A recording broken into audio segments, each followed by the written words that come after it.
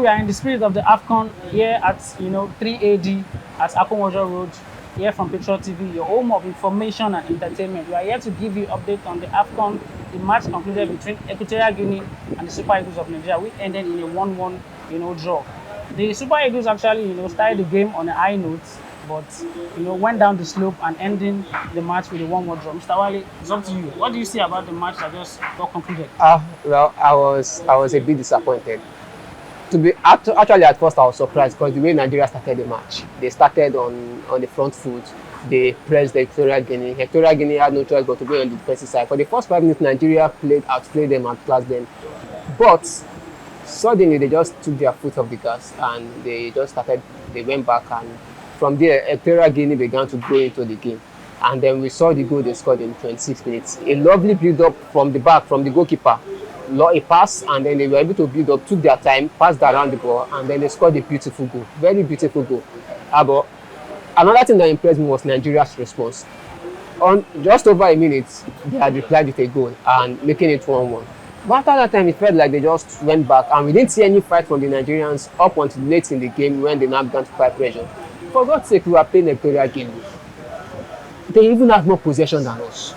We were practically playing kick and follow. Once the defender, they just launched the ball to the front. There was no tactics, there was no creativity, nothing. Iwobi was the only one who was trying to create something, and maybe the Equatorial Guineans noticed that they always had someone on him. Wherever he goes, someone was following him, someone was marking him because they knew he was the danger man. And so they tried their best to nullify him. And after that, it was just kick and follow from Nigeria. The defender has to launch the ball forward, and then we lose the ball. Equatorial Guinea take. When we take the ball back, we launch it again. No guy, nothing, no build-up play, no creativity, not even good passing, good football passing that we know that Super Eagles to be known for. In fact, in today's game, I really couldn't even say what formation we were using, whether it was the same 4-2-4 or it was another thing, because they just didn't have any semblance or any. When we were pressing, it was a different formation. When we had the ball, everything was just somehow. I really didn't see it.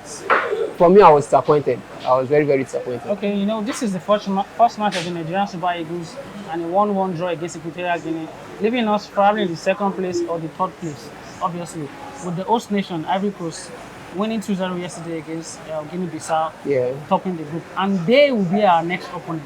Exactly. Do you see Nigeria going head-to-head with them in terms of physicality and gameplay?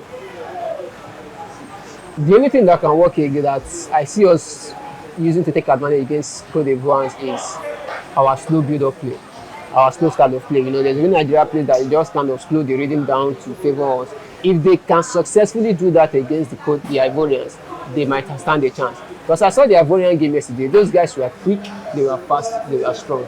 And one thing I noticed about their team, majority of their starters are young boys who are hungry for glory.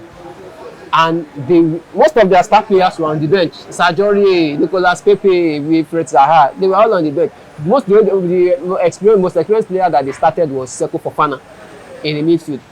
And they had young boys who were hungry to get the glory for their country. And those guys, they played for 90 minutes. They did not tire.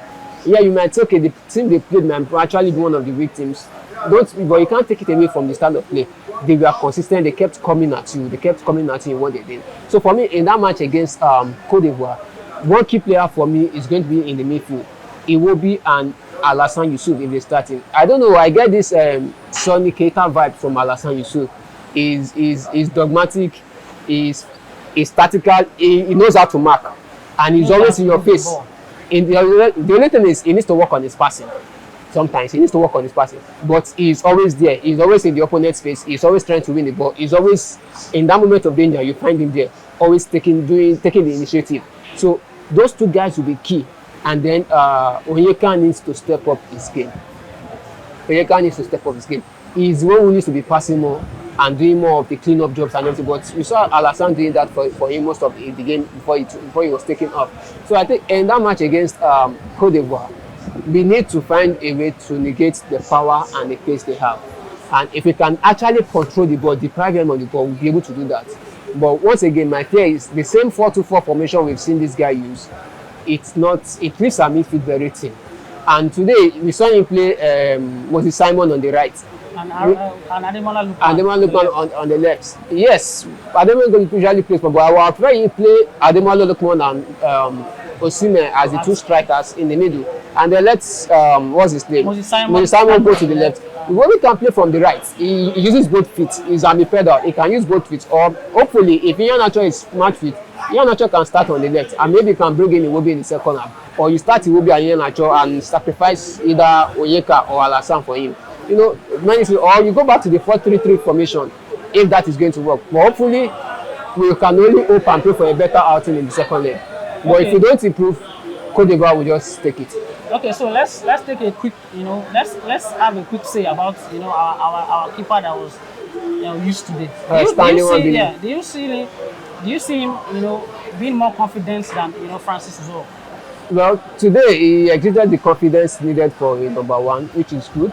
But I can't really say much apart from the fact that this was his first game, but also he was not really tested in this game.